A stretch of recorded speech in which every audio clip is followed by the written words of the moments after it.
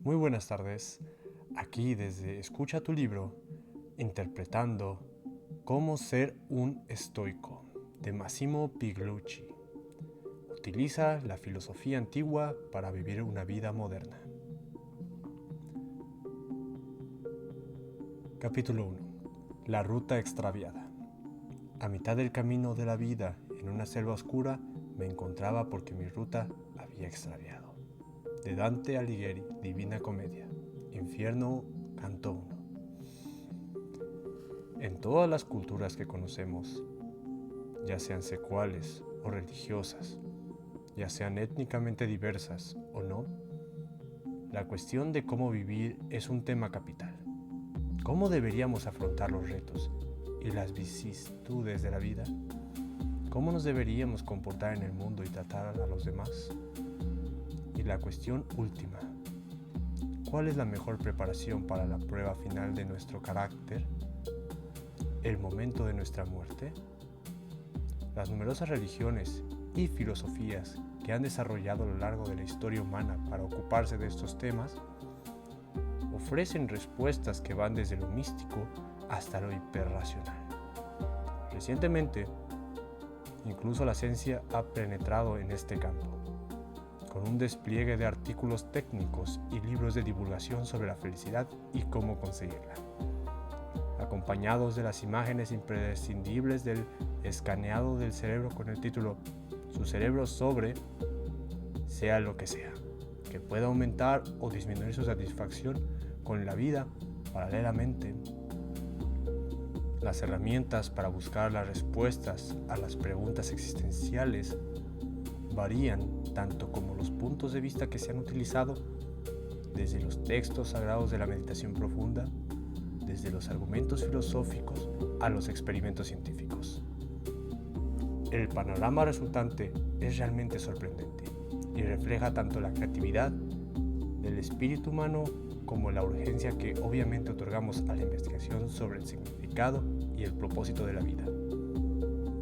Podemos abrazar cualquiera de la gran variedad de opciones dentro de las religiones, judeo, cristiano, musulmanas, por ejemplo, o decantarnos por una del abanico de escuelas budistas, incluso optar en su lugar por el taoísmo o el confucianismo, entre muchas otras. Si en lugar de la religión su gusto va más por la filosofía, entonces puede volver hacia el existencialismo, el humanismo secular, el budismo secular, la cultura ética, etc. O tal vez puede llegar a la conclusión de que no existe ningún sentido. En realidad, la misma búsqueda del mismo no tiene ningún sentido y se acomoda a una especie de nihilismo feliz, si es que existe algo así, vaya. Por mi parte, yo me he convertido en un estoico. No quiero decir que haya empezado a mostrar un labio superior inmóvil y a suprimir mis emociones. A pesar de lo mucho que me gusta el personaje del señor Spock, al creador de Star Trek, Gene Roddenberry aparentemente modeló según su comprensión, bastante ingenua, por cierto, del estoicismo. Estos rasgos representan los conceptos erróneos más habituales sobre lo que significa ser un estoico. En realidad, el estoicismo no se centra en suprimir u ocultar las emociones. Más bien se trata de reconocer nuestras emociones, reflexionar sobre lo que las provoca y redirigirlas para nuestro propio bien. También se trata de tener claro que está y que no está bajo nuestro control, centrado nuestros esfuerzos en lo primero y no malgastarlos en lo segundo.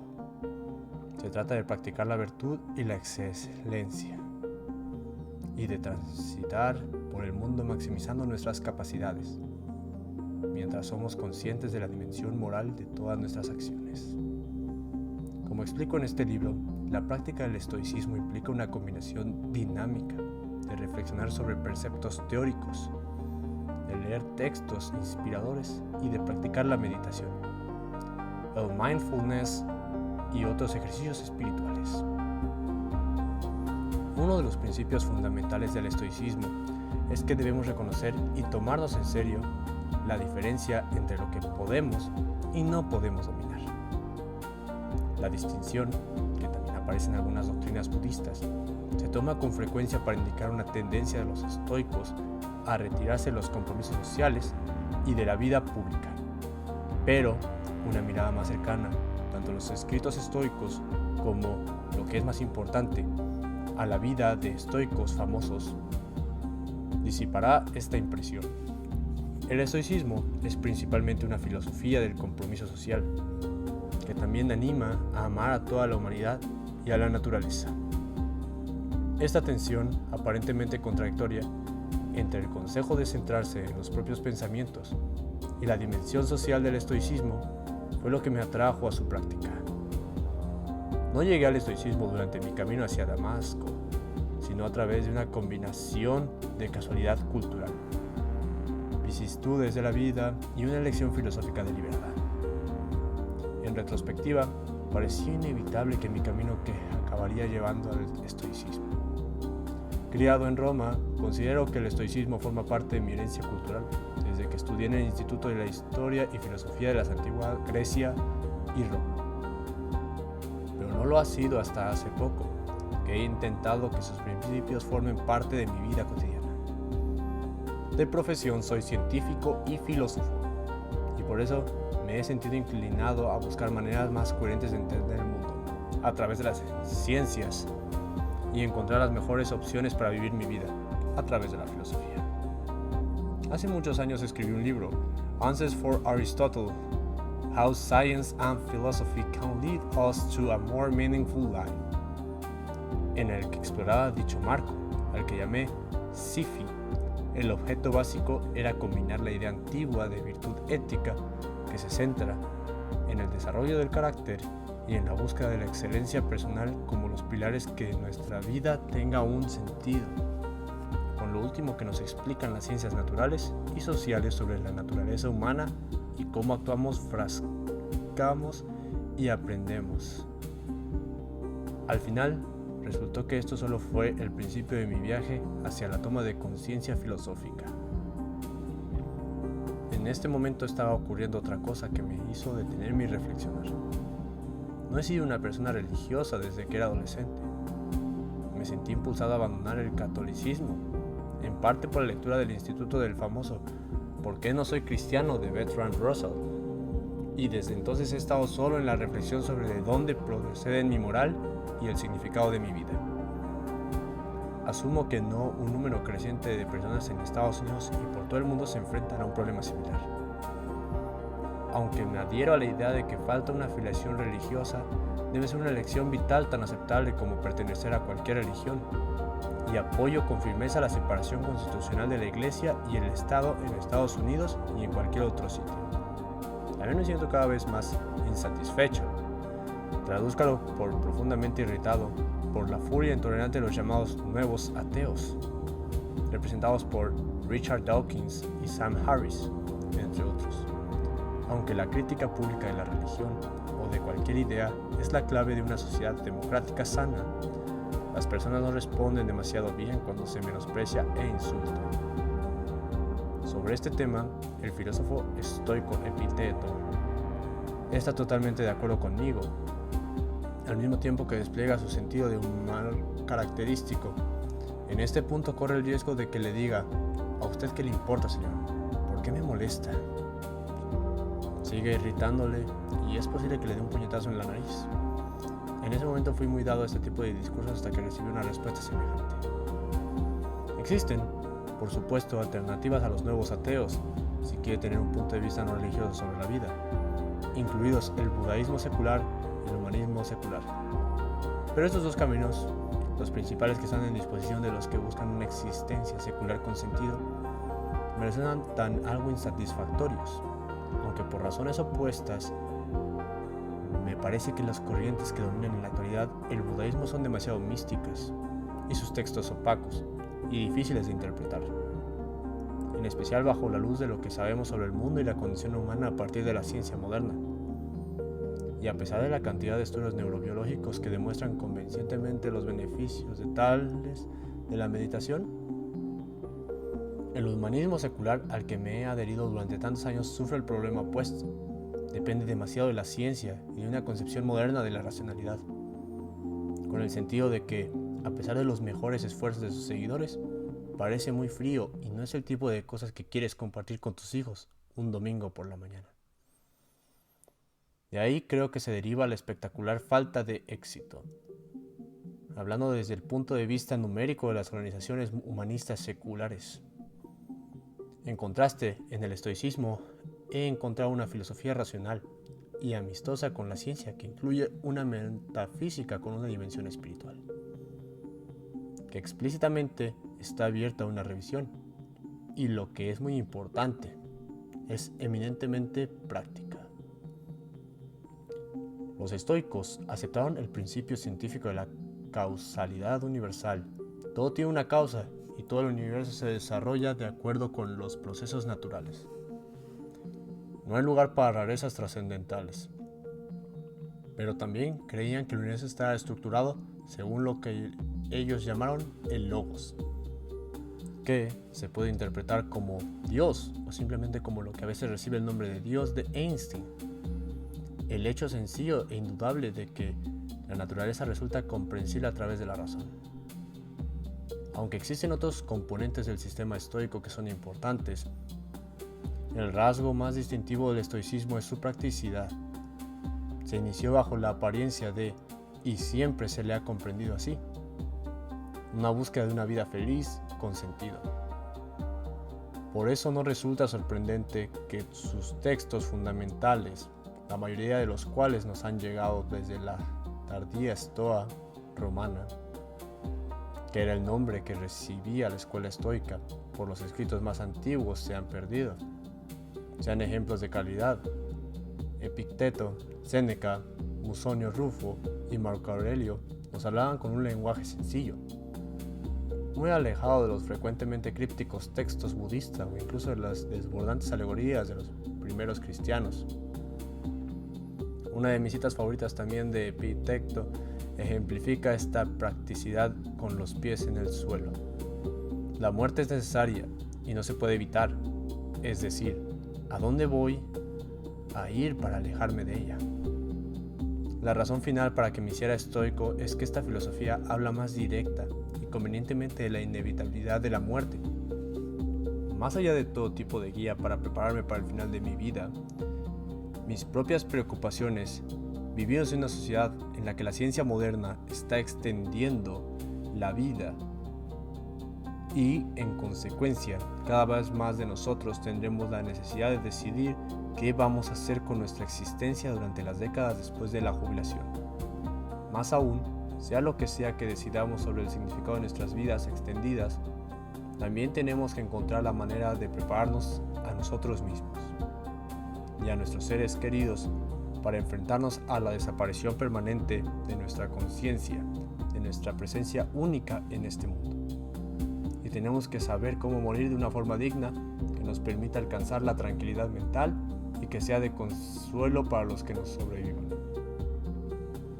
Es conocido que los primeros estoicos dedicaron un gran esfuerzo y muchos textos a lo que Séneca se refería como la prueba última de carácter y los principios. Moriremos cada día, le escribió a su amigo Cayo. Séneca conectaba esta prueba con el resto de nuestra existencia en la tierra. Un hombre no puede vivir bien si no sabe cómo morir bien. Para los estoicos, la vida es un proyecto en desarrollo y la muerte, su meta lógica y natural. No es nada especial y en sí misma no es nada de lo que deberíamos temer en especial. Este punto de vista me llegaba muy dentro porque planteaba un equilibrio entre dos actitudes opuestas a las que había estado expuesto y que me parecían desagradables. No fantasear sobre una inmortalidad de la que existen evidencias o siquiera existe algo para creer en ella, pero tampoco el desprecio, o peor aún, el rechazo secular por el tema de la muerte y la extinción personal. Por estas y otras razones, no estoy solo en mi empeño para revivir esta antigua filosofía práctica y adaptarla a la vida del siglo XXI. Todos los otoños, miles de personas participan en el Stoic Week, un evento filosófico mundial y experimento de ciencias sociales, organizado por un equipo de la Universidad de Exeter en Inglaterra. con la colaboración de filósofos, académicos, terapeutas cognitivos y practicantes cotidianos procedentes de todo el mundo. El objetivo de Stoic Week es doble. Por un lado, conseguir que la gente aprenda sobre el estoicismo y lo relevante que es para sus vidas, y por otro lado, recoger datos sistemáticos para analizar si la práctica del estoicismo representa una diferencia. Los resultados preliminares derivados de la iniciativa de Exeter son provisionales. En las Stoic Weeks del futuro se utilizarán protocolos experimentales más sofisticados sobre muestras más grandes, pero prometedores. Los participantes de la tercera Stoic Week, por ejemplo, ofrecieron un aumento del 9% en todas las emociones positivas, un descenso del 11% de las emociones negativas y una mejora del 14% en la satisfacción vital después de una semana de práctica. El año anterior, el equipo llevó a cabo un seguimiento a largo plazo y confirmó los resultados iniciales en personas que siguieron practicando. También parece que los practicantes creen que el estoicismo los vuelve más virtuosos. El 56% otorgó la práctica estoica una alta muestra a las personas autoseleccionadas que tienen interés en el estoicismo y participan al menos de algunas de sus ideas y prácticas. Pero si personas que ya están comprometidas en cierto modo con este punto de vista presentan cambios tan significativos al cabo de unos pocos días, esto debería animar a otras personas a prestarle un poco de atención. Esos resultados no son totalmente sorprendentes, teniendo en cuenta que el estoicismo es la raíz filosófica de una serie de terapias psicológicas basadas en pruebas científicas, entre ellas la logoterapia de Viktor Frankl y la terapia racional emotiva conductual de Albert Ellis. De Ellis se ha llegado a decir que ningún individuo, ni siquiera el propio Freud, ha tenido un impacto tan grande en la psicoterapia moderna. Frank fue un neurólogo y psiquiatra que sobrevivió al Holocausto y escribió el bestseller El hombre en busca de su sentido. Su conmovedora e inspiradora historia de resiliencia se puede leer como un ejemplo contemporáneo del estoicismo práctico. Tanto Ellis como Frankl reconocían el estoicismo como una influencia importante en el desarrollo de sus métodos terapéuticos. Con Frankl, caracterizaba la logoterapia como un tipo de análisis existencial. Otro relato emotivo del estoicismo lo ofrece el visceralmente James Stockdale en sus memorias In Love and a War. Es conocido que Stockdale atribuyó al estoicismo, y en particular a sus lecturas de Epicteto, su supervivencia bajo condiciones terribles en un campo de prisioneros de guerra vietnamita. También tiene una deuda significativa con el estoicismo, la familia cada vez más diversa de prácticas que se agrupaban bajo la rúbrica general de terapia cognitiva conductual, que se aplicó inicialmente para el tratamiento de la depresión y que en la actualidad se emplea ampliamente en una variedad de trastornos mentales. Aaron T. Beck, autor de Cognitive Therapy of Depression, reconoce su deuda cuando escribe: los orígenes filosóficos de la terapia cognitiva se pueden rastrear hasta los filósofos estoicos. Por supuesto, el estoicismo es una filosofía, no un tipo de terapia. La diferencia es crucial. Una terapia pretende ser un enfoque a corto plazo para ayudar a las personas a superar problemas específicos de naturaleza psicológica. No es necesario que proporcione un marco general o una filosofía de vida. No obstante, una filosofía de vida es algo que necesitamos todos y que todos desarrollamos de manera consciente o no. Algunas personas simplemente adoptan su conjunto, un marco de vida que adquieren de una religión. Otras construyen su propia filosofía mientras siguen adelante sin pensar demasiado en ello. Pero aún así, realizan acciones y toman decisiones que reflejan una comprensión implícita del sentido de la vida. Y también hay otras más bien, según la famosa frase de Sócrates, se toman tiempo para examinar su vida con el objetivo de poder enfrascar de alguna u otra manera la forma en la que piensan el estoicismo. El objetivo es vivir la vida de la mejor manera posible.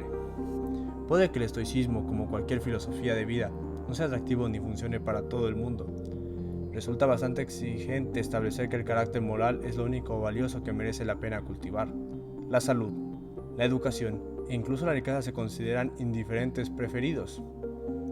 Aunque los estoicos no abogan por el asertivismo, históricamente muchos de ellos disfrutaron de las cosas buenas de la vida. Estas externalidades no definen lo que somos como individuos y no tienen nada que ver con nuestro valor personal, que depende de nuestro carácter y de nuestro ejercicio de las virtudes. En este sentido, el estoicismo es eminentemente democrático, pasando a través de las clases sociales, ya sea rico o pobre, sano o enfermo, educado o ignorante. Todo esto implica ninguna diferencia en su capacidad para vivir una vida moral y así alcanzar lo que los estoicos llaman ataraxia o tranquilidad de la mente.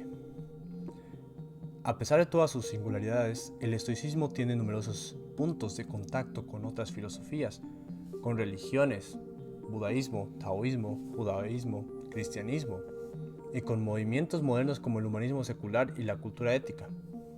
Para mí, como persona no religiosa, hay algo muy atractivo y atrayente en la idea de una filosofía tan ecuménica, que puede compartir sus objetivos o al menos algunas actitudes generales con otras grandes tradiciones éticas de todo el mundo. Estas características compartidas me han permitido rechazar con mayor fuerza las entridencias del nuevo ateísmo que he criticado antes, y también permiten que las personas religiosas se distancien de cada vez más pernicioso fundamentalismo de diferente índole que ha marcado nuestra historia reciente. Para un estoico, una última instancia no importa si creemos en logos, o en Dios, o en la naturaleza. Siempre que reconozcamos que una vida humana digna se tiene que centrar en el cultivo del carácter personal y en la preocupación de los demás, e incluso por la propia naturaleza, y que se disfruta más si se adopta un camino adecuado, pero no fanático, para distanciarse de los bienes puramente mundanos. Naturalmente, el estoicismo original era una filosofía completa que incluía no solo una ética, sino también una metafísica, una ciencia natural y enfoques específicos de lógica y epistemología, es decir, una teoría de conocimiento. Los estoicos consideraban que muchas partes de la cultura se tenían que tener en cuenta al momento de agarrarlo o tomarlo con las objeciones a sus doctrinas. En otras palabras, se trata de una filosofía que se aspecta y se critica de la forma antipática que dijo el famoso Séneca. Los hombres que realizaron estos descubrimientos antes de nosotros no son nuestros amos, sino nuestros guías. La verdad está abierta a todos, aún ha sido monopolizada y queda mucho para que le descubran en la posteridad. En el mundo del fundamentalismo y doctrinas inamovibles, resulta refrescante adoptar una visión del mundo que esté inherentemente abierta a revisión. Por todas estas razones, he decidido adherirme al estoicismo como filosofía de vida, para explorarlo y estudiarlo, encontrar áreas de mejora si es posible y compartirlo con otras personas con los mismos intereses. En esta última instancia, por supuesto, el estoicismo solo es otro camino, marcado por la humanidad para ser una visión más coherente del mundo, de quiénes somos y de cómo encajaremos en el esquema más amplio de las cosas. La necesidad de este tipo de análisis parece que es universal, y como ser un estoico, haré todo lo posible para guiar al lector por una ruta antigua, pero aún así extraordinariamente moderna.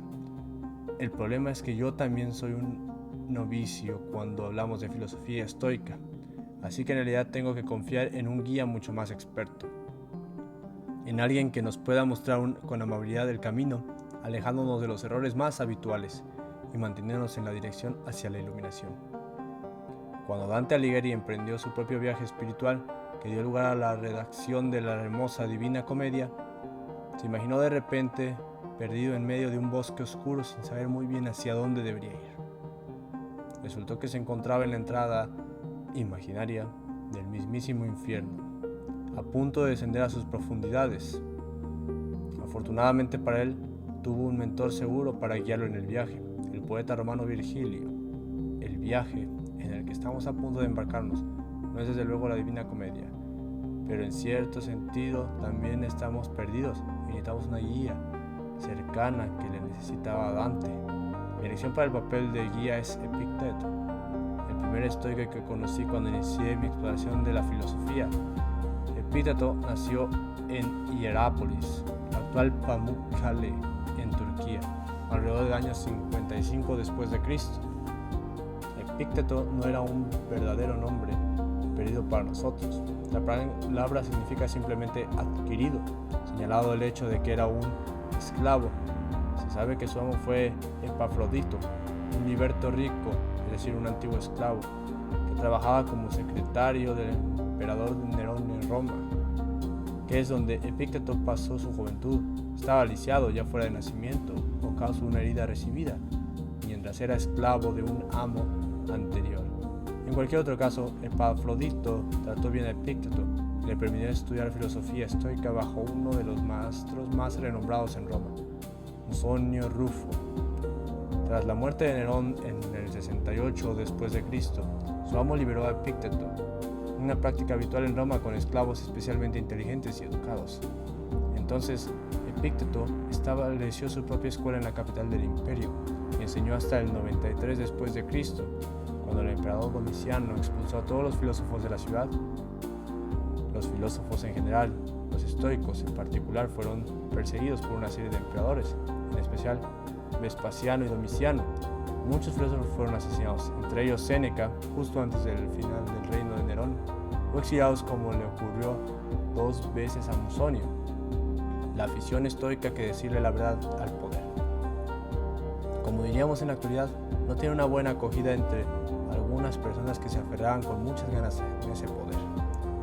Epicteto trasladó su escuela a Nicópolis, en el noroeste de Grecia, donde es posible que recibiera la visita del emperador Adriano, uno de los llamados 5 emperadores buenos en el último tiempo, los cuales fue Marco Aurelio, seguramente el estoico más famoso de todos los tiempos. Epicteto se hizo famoso como maestro y atrajo una serie de estudiantes de alto rango, entre ellos Arriano de Nicomedia, que transcribió algunas de las lecciones del maestro. Qué figura más reclamable, ¿no? Un esclavo tudillo que adquiere una educación, se convierte en un hombre libre, establece su propia escuela y es exiliado a intentar criar un hijo en donde le intenta enseñar las bases del estoicismo. La persona que pronunció algunas de las palabras más poderosas expresadas por la cual el maestro en todo el mundo occidental y más allá. Epicteto es el guía perfecto para nuestro viaje. No solo para eso, el primer estoico, sino por su sensibilidad e inteligencia. Exploremos el estoicismo en la forma de vivir, en nuestros lectores que deben verse de alguna manera plantados e inmersos y siempre teniendo en cuenta lo que uno quiere como persona y domesticar esas emociones y volverlas afines a uno. De esta manera, tú como yo podemos volvernos estoicos. Y esto lo dejo como reflexión final a este increíble libro. Muchas gracias y estamos al pendiente. Hasta luego.